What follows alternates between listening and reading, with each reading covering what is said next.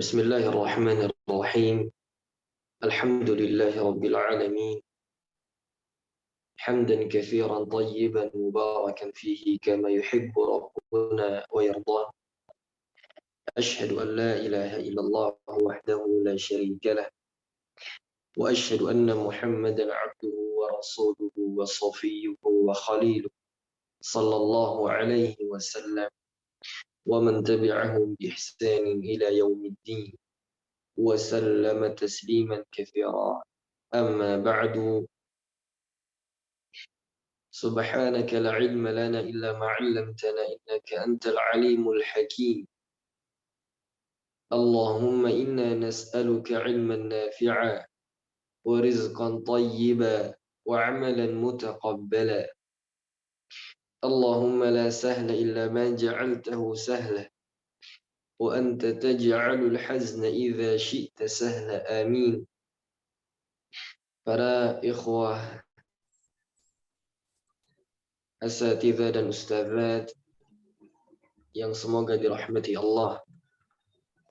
Yang pertama, marilah kita bersyukur kepada Allah Tabaraka wa Ta'ala atas segala nikmat yang Allah karuniakan kepada kita, hingga Allah Subhanahu wa Ta'ala masih memberikan kesempatan kepada kita untuk bisa bersama-sama ilmu, yang mudah-mudahan semoga Allah Subhanahu wa Ta'ala memberikan ini sebagai tanda kebaikan langsung dari Allah.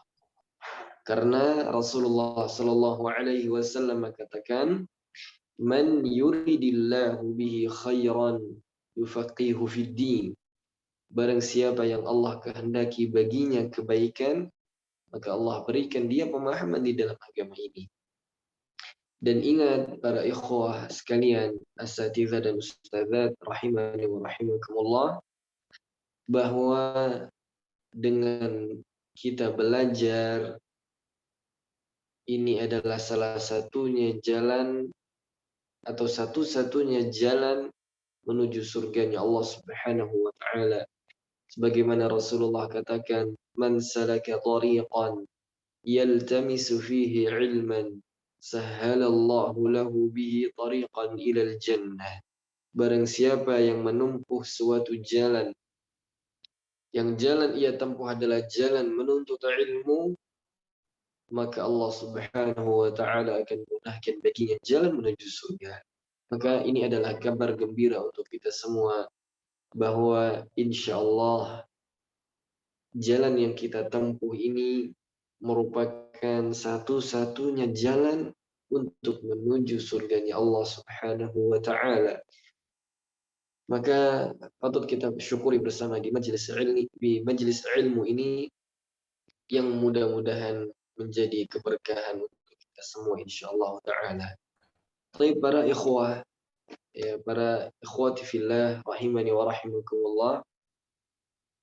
Insyaallah kita akan melanjutkan kembali pertemuan yang kedua ini pada pembahasan kitab Riyadhatul Lisan, yang sebenarnya kita belum masuk inti dari pembelajaran ini, tapi kita masih di dalam beberapa muqaddimah.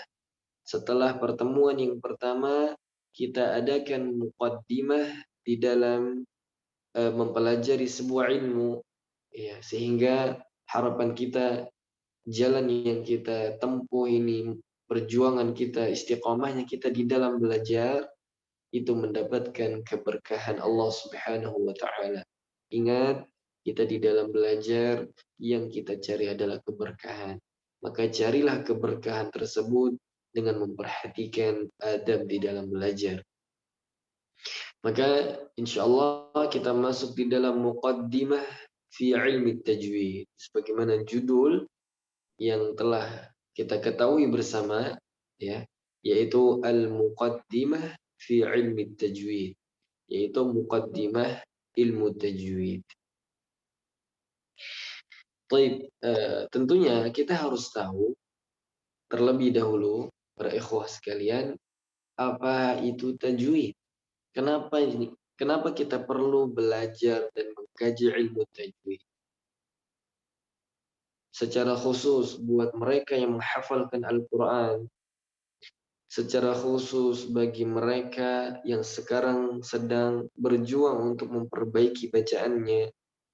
Begitu juga secara khusus buat para muallim, para guru-guru Al-Quran. Kita perlu duduk kembali. Kenapa kita ini perlu belajar ilmu tajwid? Ya, dan kita perlu tahu apa itu tajwid. Ya, maka tajwid secara bahasa berasal dari kata jawwada yujawwidu atau hassana yuhassinu tahsinan atau tajwidan, yang berarti yaitu memperbagus atau memperindah. Adapun tajwid, menurut para ulama tajwid, bahwa tajwid adalah ikhraju kulli harfin min makhrajihi ma'a atau wa i'ta'uhu haqqahu wa mustahaqqahu minas sifat. Atau definisi yang lain, ikhraju kulli harfin min makhrajihi ma'a i'ta'ihi haqqihi wa mustahaqqihi min ghairi takalluf wala ta'assuf. Ini diantara definisi yang singkat yang insya Allah sudah mewakili apa itu tajwid. Maka tajwid adalah mengucapkan setiap huruf dari makhrajnya, yaitu dari tempat keluarnya, serta memberikan hak dan mustahak huruf dari sifat-sifatnya.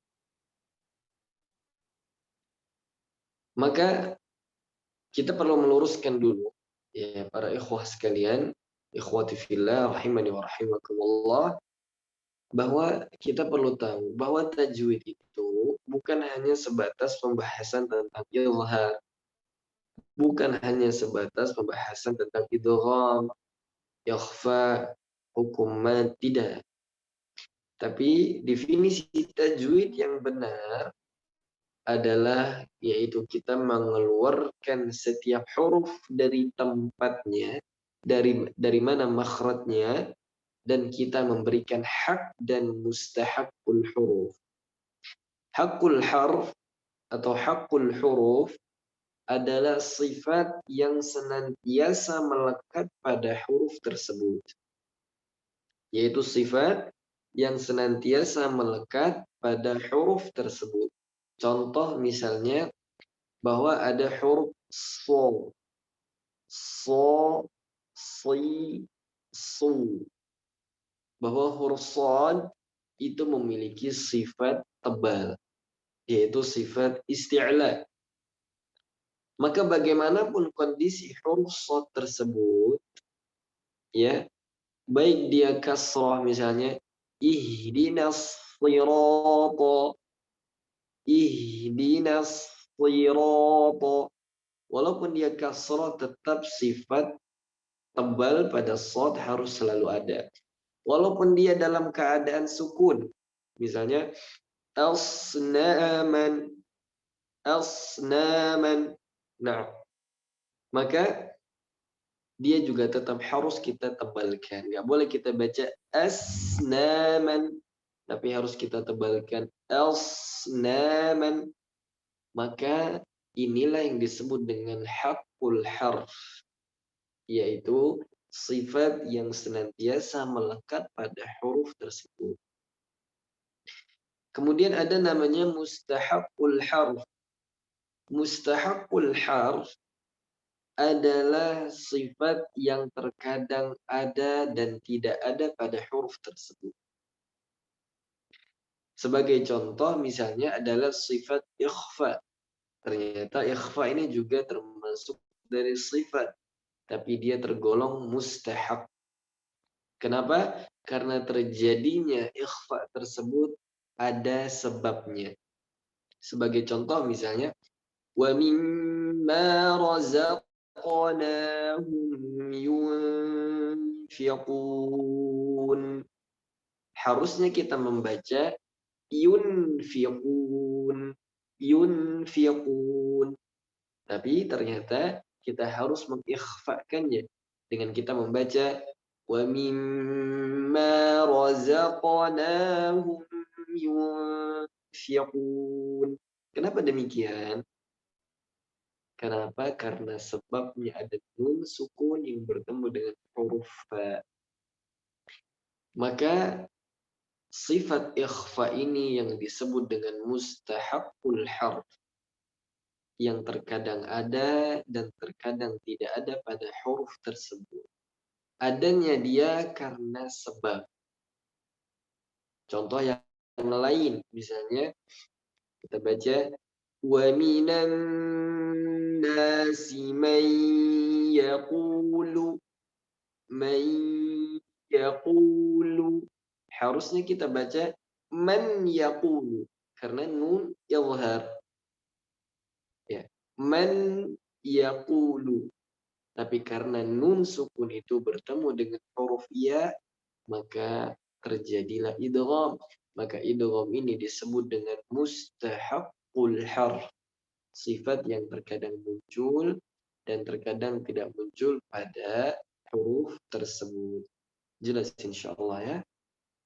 Ini yang disebut dengan tajwid. Jadi kita perlu meluruskan definisi tajwid terlebih dahulu. Bahwa inilah yang dimaksud dengan tajwid. Baik, para ikhwah sekalian, asatidzah dan ustadzat yang dirahmati Allah. Setelah kita mengetahui ilmu tajwid, maka kita perlu tahu peletak dasar ilmu tajwid. Peletak dasar ilmu tajwid. Bahwa tajwid, ilmu tajwid yang sampai kepada kita hingga saat ini ada dua jalur. Yang pertama adalah yaitu dari sisi amali, dari sisi prakteknya, kemudian dari sisi nazari, dari sisi teorinya. Maka dari sisi praktek, ya, yang pertama kali mengajarkan ilmu tajwid adalah malaikat Jibril alaihissalam. Walaupun sebagian ada yang mengatakan bahwa yang mengajarkan pertama kali adalah Nabi kita Muhammad sallallahu alaihi wasallam. Tapi pendapat yang lebih kuat bahwa yang mengajarkan pertama kali ilmu tajwid adalah malaikat Jibril alaihissalam. Sebagaimana disebutkan di dalam Sahih Al-Bukhari ketika Rasulullah sallallahu alaihi wasallam mudarasah kepada Jibril, yaitu belajar kepada Jibril, apa yang diajarkan Jibril kepada Nabi yaitu ta'allumu makharijil hurufi was sifatil huruf, yaitu mengajarkan makhraj dan sifat huruf. Inilah inti dari tajwid sebenarnya. Maka yang mengajarkan pertama kali adalah malaikat Jibril alaihissalam. Dan yang merintis pertama kali adalah Nabi kita Muhammad sallallahu alaihi wasallam. Kemudian para sahabat langsung belajar dengan metode talaqi, yaitu al-musyafahah, bertatap muka langsung dengan Nabi sallallahu alaihi wasallam. Kemudian dilanjutkan pada para tabi'in yang belajar dengan para sahabat. Kemudian para tabi'ut tabi'in yang belajar kepada para tabi'in. Kemudian terus berlanjut hingga pada dan silsilah sanad yang masih bersambung dan terjaga secara mutawatir kepada Rasulullah sallallahu alaihi wasallam. Jadi ini dari sisi amali, dari sisi prakteknya. Kemudian dari sisi atau dari segi teori, ya, bahwa ilmu tajwid ini bersumber dari para ulama Al-Quran, yaitu para imam qiraah. Sebagaimana disebutkan oleh para ulama bahwa teori tajwid ini baru muncul pada abad keempat. Berarti pada zaman Nabi Shallallahu Alaihi Wasallam hingga pada abad keempat tersebut dan juga masih berlanjut kepada kita ini hingga saat ini, yaitu metodenya masih dengan bertalaqi. Maka asas di dalam belajar Al-Quran itu bukan teori. Percuma kita tahu seluk-beluk teori dengan baik, tapi ternyata prakteknya kita nggak benar, maka ini nggak diterima. Kenapa? Karena Al-Quran asas belajarnya mutalaqqan 'anil a'immah.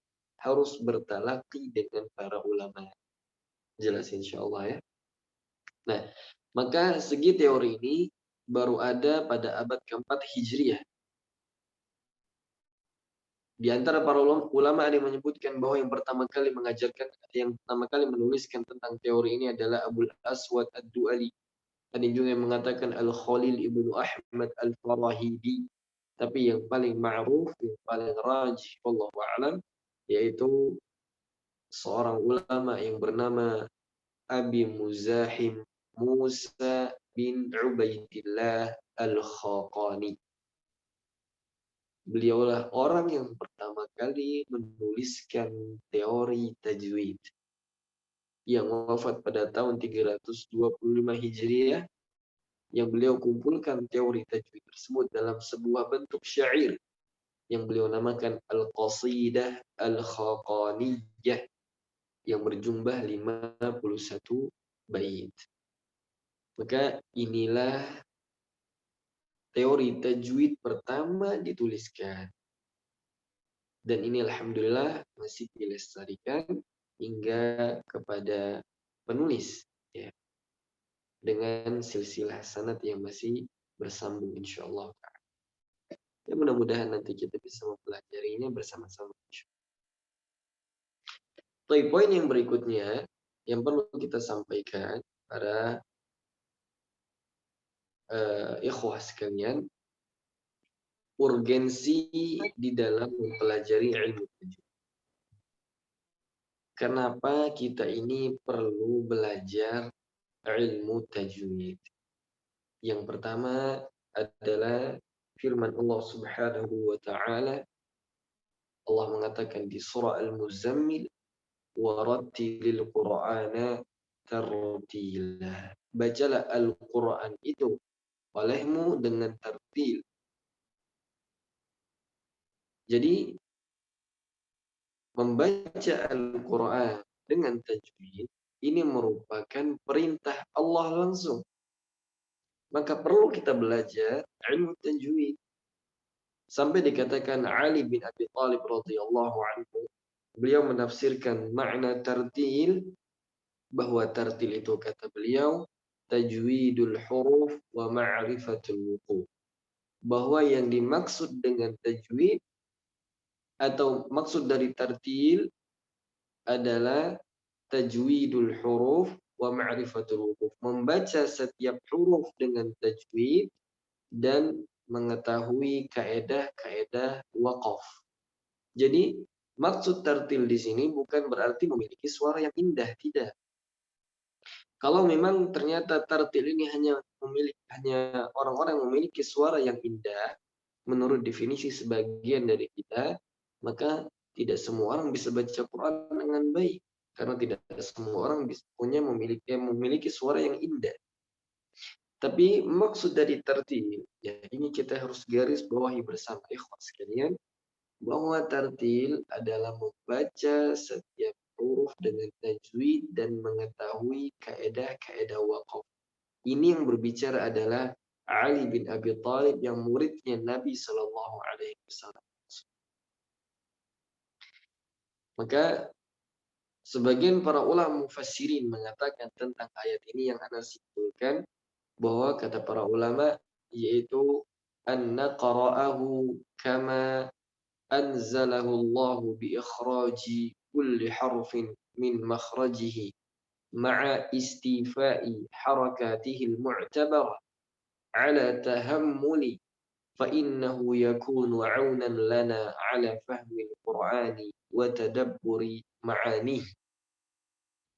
Bahwa para ulama mufassir mengatakan tentang ayat ini, hendaknya kita membaca Al-Quran sebagaimana Allah Subhanahu wa taala turunkan Al-Quran dengan mengeluarkan setiap huruf huruf dari makhrajnya dengan menyempurnakan harakatnya yang sudah dikenal atau yang sudah ma'ruf di kalangan para ulama, maka sesungguhnya dengan ini akan membantu kita di dalam memahami Al-Quran dan mentadabburinya.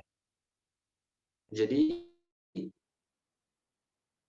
di antara faedah kita mempelajari ilmu tajwid, faedah kita membaca Al-Quran dengan tartil adalah membantu kita insya Allah di dalam memahami dan mentadabburi Al-Quran. Baik. Di antara dalilnya kenapa urgensinya kita belajar ilmu tajwid adalah firman Allah di surah Al-Baqarah. Allah mengatakan allazina atainahumul kitaba yatlunahu haqqa tilawati ulaika yu'minuna bih wa man yakfur bihi fa ulaika humul khasirun. Allah mengatakan orang-orang yang telah kami beri kitab suci, mereka membacanya sebagaimana mestinya. Itulah orang-orang yang beriman padanya. Siapa yang ingkar pada Allah Subhanahu wa taala, mereka adalah orang-orang yang merugi. Maka para ulama mufassir, kita akan garis bawahi bahwa kenapa pentingnya belajar ilmu tajwid.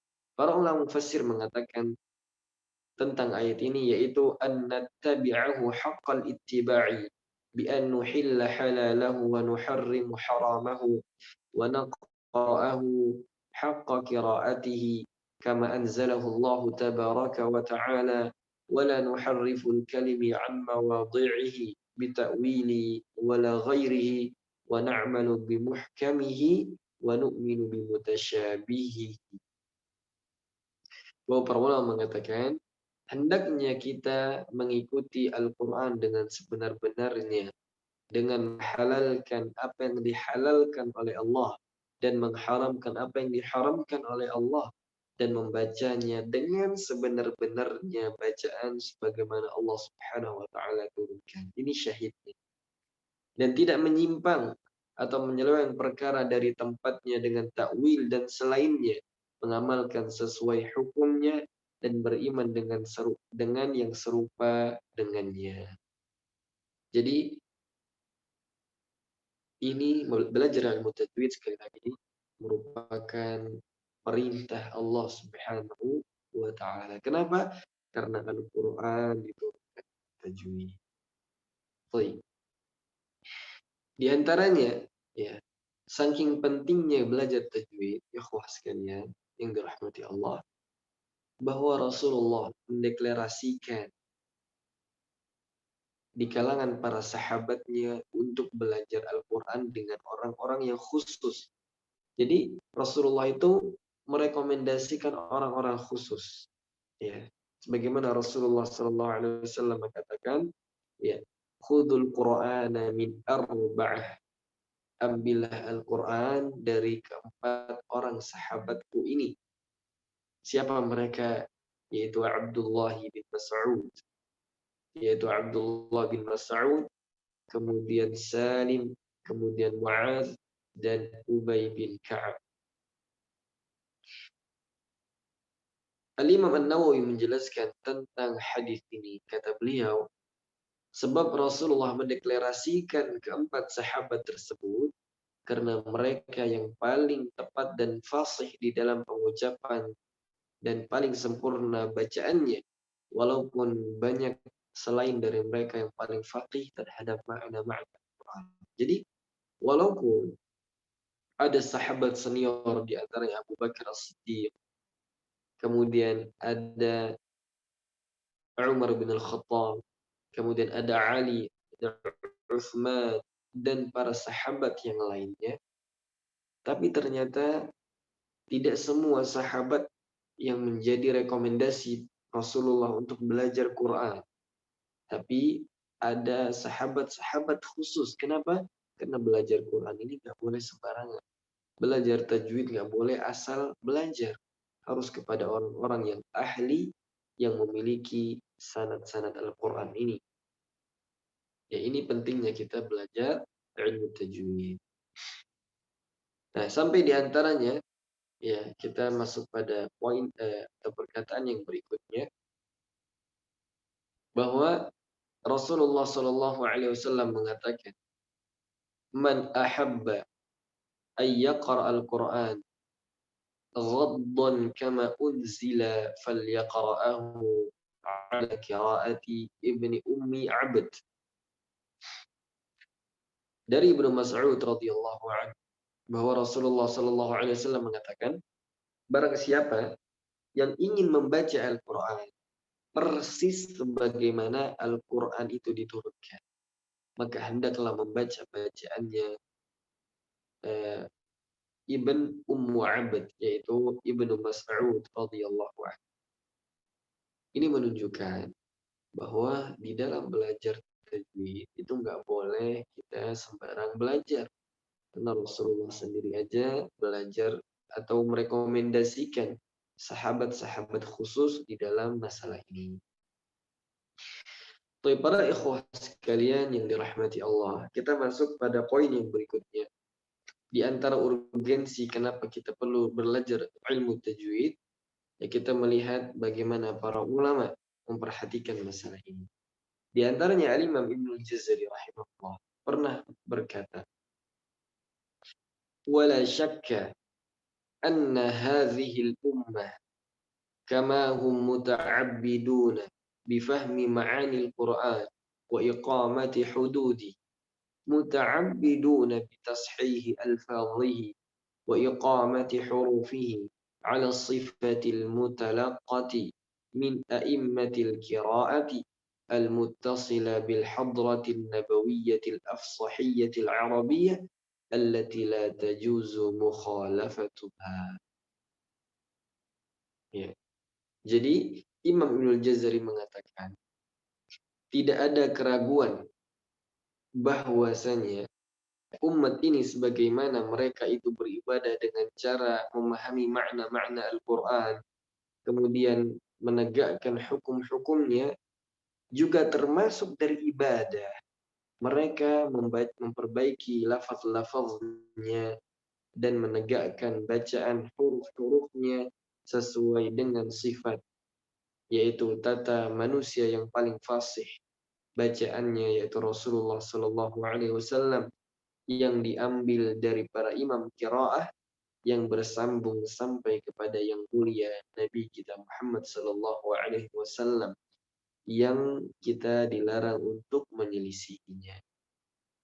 Ini di antara kenapa perlu kita belajar tajwid.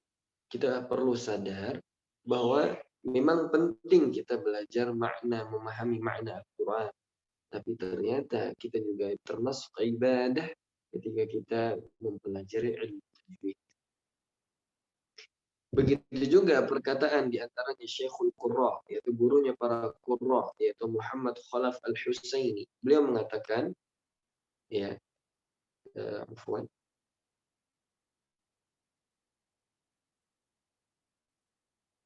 ya, beliau mengatakan bahwa tajwidul Qur'anil Karim wajibun wujuban syar'iyyan yusabul qari'u ala fi'lihi wa yu'aqabu ala tarkihi fahuwa fardun 'ainin man yuridul qira'ata al-Qur'an li'annahu nazala ala nabiyyina mujawwadan wa wasala ilaina kadzalika bitawatur.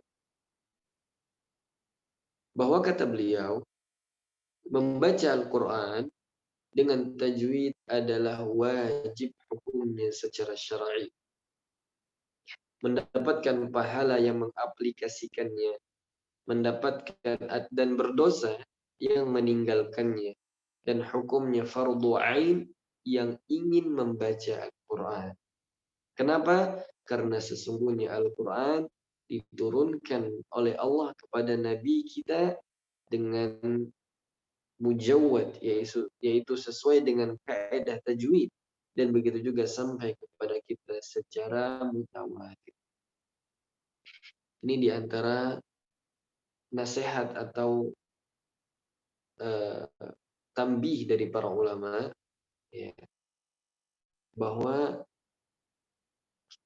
Allah Subhanahu wa taala menurunkan Al-Qur'an dengan tajwid, dan ingat hukum membaca Al-Qur'an dengan tajwid fardu ain.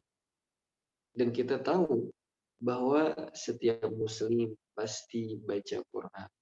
Maka untuk itu, ini semoga menjadi motivasi untuk kita bersama agar kita betul-betul memahami. Dan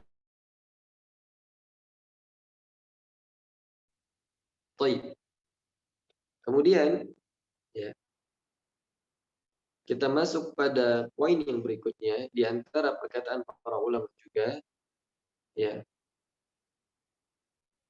yaitu Al-Imam Abu Muzahim Al-Khaqani, orang yang pertama kali menuliskan tentang ilmu tajwid. Apa yang beliau katakan di dalam qasidahnya? Beliau mengatakan, "Aya qari al-Qur'an, ahsin ada'ahu, yudha'if laka Allahul jazila minal ajr." Wahai para pembaca Al-Quran, baguskanlah bacaanmu, niscaya Allah Subhanahu wa taala melipat gandakan untukmu pahala yang banyak.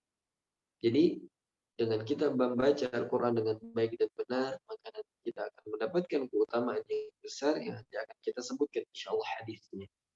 Begitu juga Imam Jazari juga mengatakan di dalam Muqaddimah Jazarinya, beliau katakan, Al-Imam Jazari merupakan, kita sudah kenal nama beliau sebagai Imamul Huffaz wa Hujjatul Qurra wa Umdatul Muqri'in.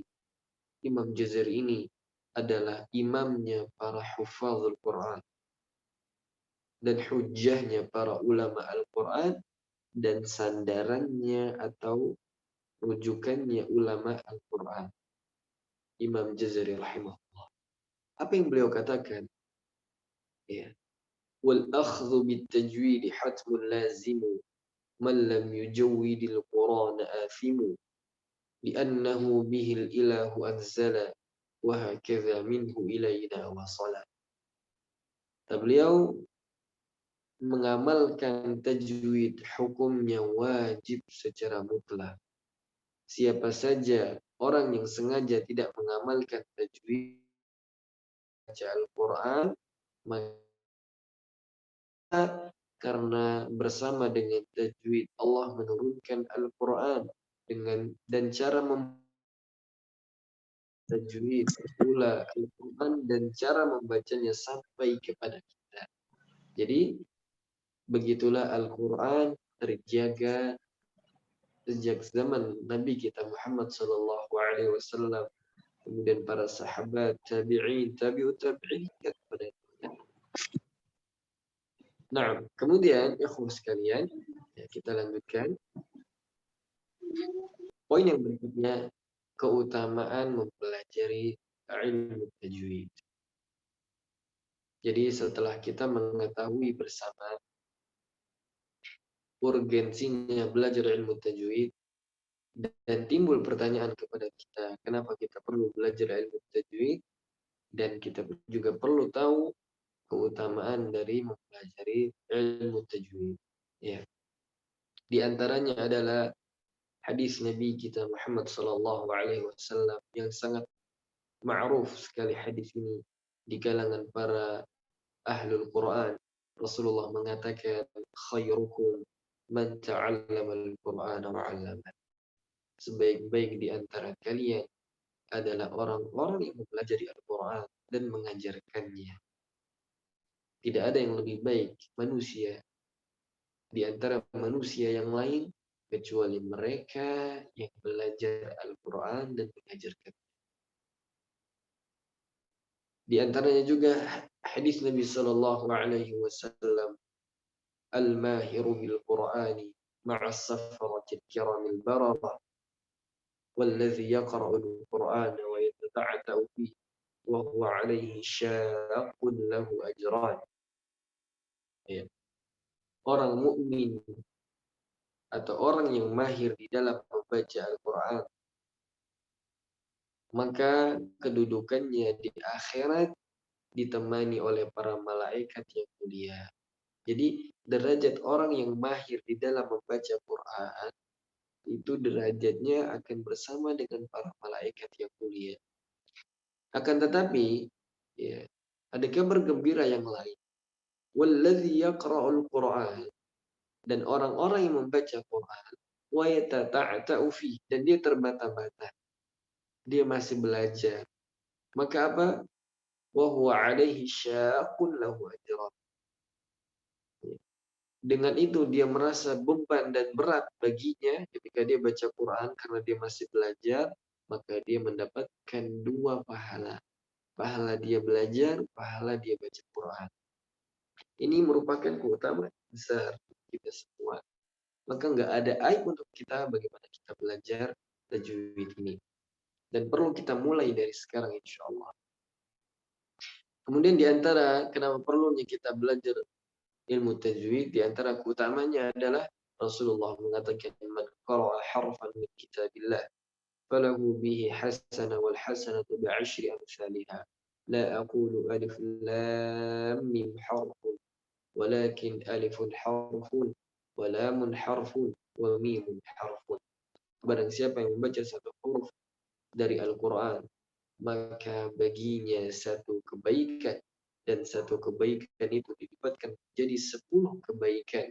Aku tidak mengatakan alif lam mim itu satu huruf, tapi alif satu huruf, lam satu huruf, dan mim satu huruf.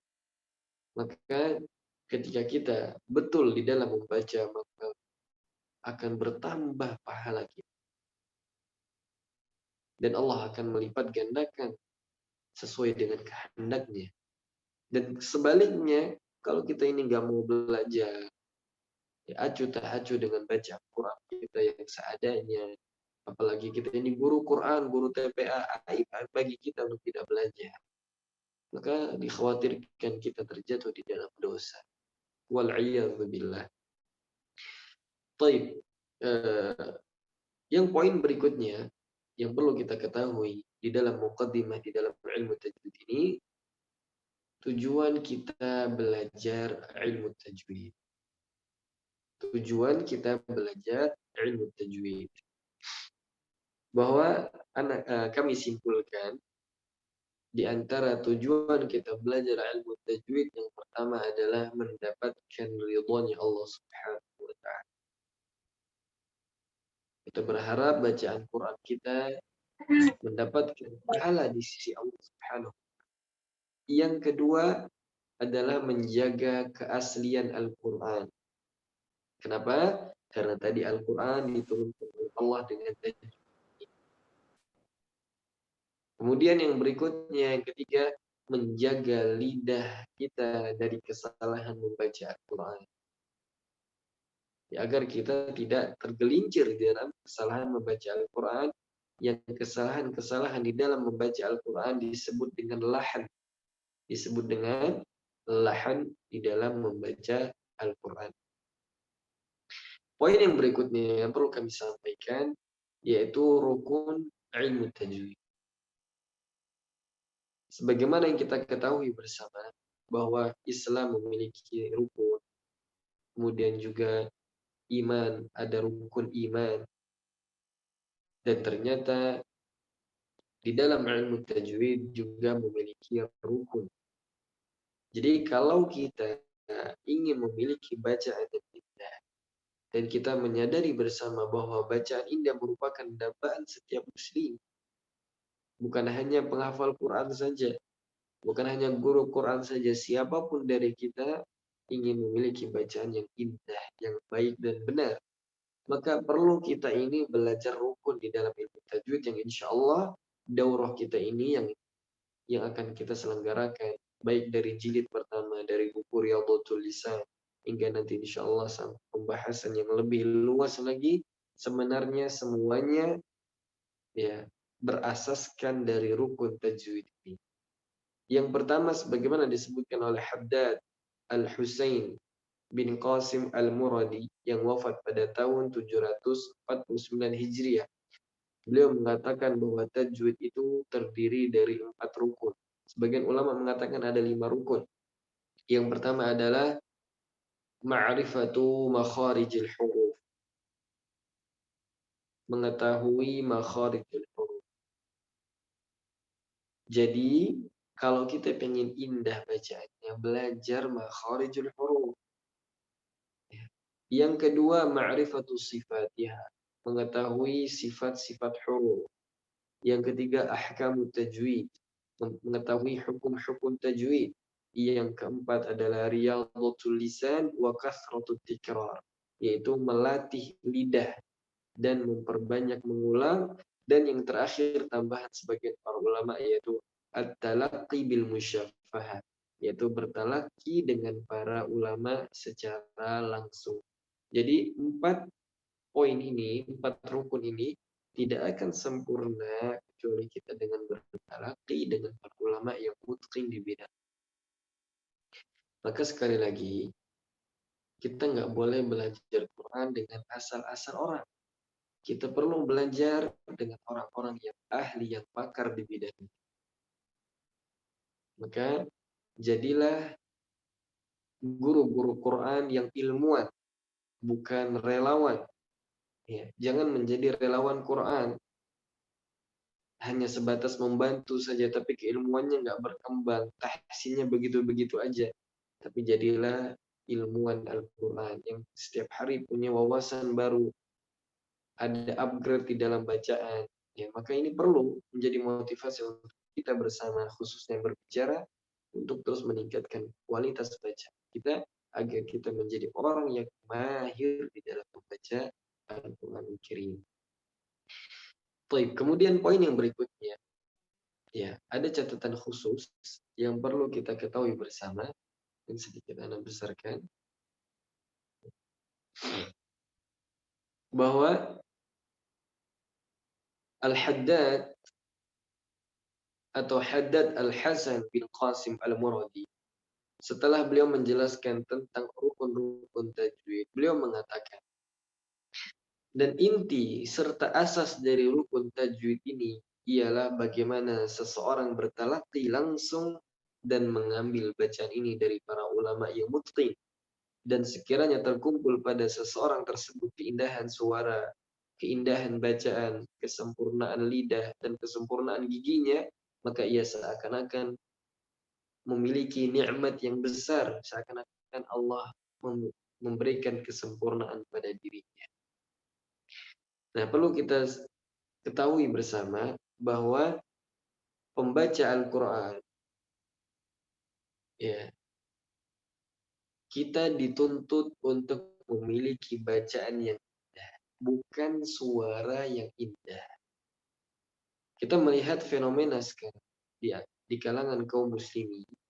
Bagaimana orang sekarang mengejar bagaimana belajar suara yang indah, tapi nggak memperhatikan bagaimana memiliki bacaan yang indah. Karena ini dua hal yang berbeda. Jadi kita ini suka terinspirasi, suka didoktrin suara yang indah itulah yang akan dinikmati oleh manusia, atau itulah inti dari kita belajar Quran. Tidak. Yang paling benar adalah walaupun kita nggak punya suara yang indah, tapi kalau kita memiliki bacaan yang indah, maka inilah perintah Allah Subhanahu wa taala. Warattilil Qur'ana tartila. Ya. Karena ketika orang membaca Al-Quran dengan suara yang indah saja, ya, dikhawatirkan dia akan berdosa. Ya. Tapi kalau dia sudah memiliki bacaan yang indah, maka insya Allah dialah orang-orang yang tergolong sebagai orang yang mahir dan dia sudah meniti jalan yang benar di dalam mempelajari ilmu tajwid atau mempelajari Al-Quran. Dan jelas insya Allah ini yang harus kita tekankan dan kita harus berikan pemahaman kepada murid-murid kita. Jangan mengejar indahnya suara, tapi kejarlah indahnya bacaan. Ya, walaupun memang Rasulullah katakan zainul Quran bi aswatikum. Iya sih, bacaan Quran itu dengan suara kalian. Tapi itu bukan inti dari Al-Quran tersebut.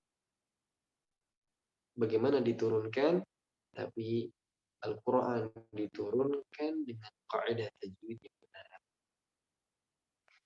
Baik, poin yang berikutnya ya, sebagai penutup di dalam muqaddimah sesi yang pertama, karena muqaddimah ini kita adakan 2 sesi insyaallah, karena kalau satu sesi nggak akan cukup pembahasannya. Jadi kita belajar pelan-pelan insyaallah ikhwah sekalian yang dirahmati Allah, yang mudah-mudahan bagi yang pemula bisa belajar dengan baik dan benar kalau dia istiqamah. Kemudian bagi yang sudah pernah belajar, mungkin belajarnya juga belum sempurna dari awal gitu ya, karena mungkin belajar mata tuhfah langsung, atau mungkin ada yang pernah langsung belajar mata jazari, atau mungkin langsung tajwid yang teorinya, maka mudah-mudahan dengan adanya majelis ini membantu buat yang pemula dan buat yang pernah belajar untuk bisa belajar Al-Quran sesuai dengan metodenya para ulama, yaitu mulai dari yang dasar dulu. Nah, maka insya Allah dengan metode yang pelan-pelan, yang insya Allah insya Allah sesuai dengan metode para ulama, membantu kita di dalam sampai tingkat mahir di dalam membaca Al-Quran Karim, baik teori maupun prakteknya. Maka poin yang berikutnya, ya, para ikhwah asatidzah dan ustadzat yang dirahmati Allah, kita masuk sekarang pada pembahasan lahan. Kita tahu tujuan kita belajar tajwid diantaranya adalah yaitu al-hifdzul lisan atau saunul lisan 'anil khata'i fi qira'atil Quran, yaitu membentengi lidah kita atau menjaga lisan kita ini dari kesalahan di dalam membaca Al-Quran. Maka kesalahan tersebut menurut ulama tajwid itu disebut dengan lahan. Nah, maka kita perlu tahu apa itu lahan. Lahan secara bahasa adalah al-mailu 'anis shawab, yaitu kesalahan atau penyimpangan dari kebenaran. Adapun menurut istilah ulama tajwid bahwa lahan adalah al-khata'u fi tilawatil Qur'anil Karim, yaitu kesalahan yang terdapat di dalam membaca Al-Qur'anul Karim. Ya, ini yang disebut dengan lahan. Nah, di antara kenapa perlu kita mengetahui lahan ini? Ya, di antaranya Al-Imam Abu Muzahim Al-Khaqani. Ya, ini kembali kita sebutkan nama beliau. Beliau mengatakan di dalam qasidahnya yang berbunyi fa'awwalu ilmu dzikri itqanu hifdhihi wa ma'rifatu bil lahni min fika idh yajri fakun 'arifan bil lahni kayma tuziluhu wa ma lil ladzi la ya'rifu al lahna min 'udhri. Ya, kata beliau, maka ilmu zikri atau ilmu zikir atau Al-Qur'an yang pertama, jadi kalau kita ingin sukses di dalam belajar Quran, kata beliau, itqanu hifdhihi, disuruh untuk memutqinkan hafalan. Kemudian setelah kita memiliki hafalan yang mutqin dengan banyak murajaah, ya kan? Yaitu wa ma'rifatu bil lahni fika idh yajri, mengetahui atau mengenal lahan dari mulutmu ketika ia mengalir dari mulutmu. Jadi ketika kita baca Quran, perhatikan lahan ini. Kenapa? Fakun 'arifan bil lahni kaima tuziluhu wa man alladhi la ya'rifu al-lahna min 'udhri. Jadilah orang yang mengenal lahan. Ya. Karena ia dapat terpeleset. Ya. Jadi saat kita baca Quran, kalau kita nggak mengenal masalah lahan ini, khawatir kita terjatuh di dalam kesalahan yang khawatir itu akan merusak tata bacaan Al-Quran atau merusak maknanya, atau misalnya dia akan merusak sifat dari huruf tersebut atau merusak makhraj dari huruf tersebut. Ya, wa ma lilladzi la ya'riful lahna min 'udhri, dan orang-orang yang tidak memiliki atau tidak mengetahui masalah lahan tidak ada uzur baginya. Jadi mengenal lahan di dalam membaca Al-Qur'an, di dalam mempelajari Al-Qur'an wajib hukumnya untuk kita ketahui bersama. Karena kita khawatir kita salah, maka salah itu disebut dengan lahan di dalam ilmu tajwid. Di antaranya Al-Imam As-Samnudi, beliau pernah mengatakan di dalam Tuhfatus Samnudiyah, beliau mengatakan wa wajibun syara'an tajannubul jali wa wajibun sina'atan tarkul khafi, dan wajib secara syar'i hukumnya seseorang menjauhi kesalahan yang jali, kesalahan yang fatal, dan juga wajib hukumnya secara sina'i, ya, seseorang meninggalkan lahan yang khafi, yaitu kesalahan yang sama. Maka nanti insya Allah akan kita kaji bersama apa itu lahan jali dan apa itu lahan khafi, insya Allah. Maka poin yang terakhir kita akan sebutkan pembagian lahan ini. Bahwa lahan terbagi menjadi dua. Ada lahnul khafi, ada lahnul jali. Nah, apa itu lahnul jali? Yaitu kesalahan yang jelas, yang tampak, yang orang awam pun tahu kalau itu salah. Ya, sebagai contoh misalnya, kita baca Alhamdulillahi Rabbil Alamin. Yang harusnya demikian, tapi kita baca dengan Alhamdulillahi Rabbil Alamin. Yang harusnya alhamdu menjadi alhamda, atau harusnya pakai ha menjadi ha alhamdu. Nah, maka kesalahan ini orang awam pun tahu kalau itu salah. Ini yang disebut dengan lahnul jali. Maka kesalahan yang jelas ini terdapat di dalam tiga kondisi, yaitu pada huruf, pada harakat, dan pada kalimat. Kemudian yang kedua yaitu lahnul khafi, yaitu kesalahan yang samar atau yang tersembunyi, yang terkadang hanya diketahui oleh orang-orang yang ahli. Sebagai contoh misalnya, kita baca huruf mad. Ulaika ala hudan min rabbihim. Nah, kadar mat wajib misalnya 4 harokat atau 5 harokat, tapi kita baca 3 harokat. Khususnya orang awam, mereka nggak akan tahu. Ya, yang tahu hanyalah orang-orang yang ahli di bidangnya. Nah, maka lahnul khafi ya terjadi pada dua keadaan, yaitu pada huruf dan pada harokat saja. Wallahu a'lam. Yang mungkin ini yang dapat Anda sampaikan insyaallah pada pertemuan kita yang kedua kali ini. Mudah-mudahan bermanfaat. Insyaallah pada sesi berikutnya kita masuk mukaddimah sesi yang kedua, baru kita masuk inti dari pembahasan kitab Riyadhatul Lisan. Tapi mudah-mudahan apa yang dapat kami sampaikan ini bermanfaat. Dan silakan yang ingin bertanya bisa melalui grup, insyaallah. Mungkin ini dapat kami sampaikan. Akhirul kalam, astagfiru minkum.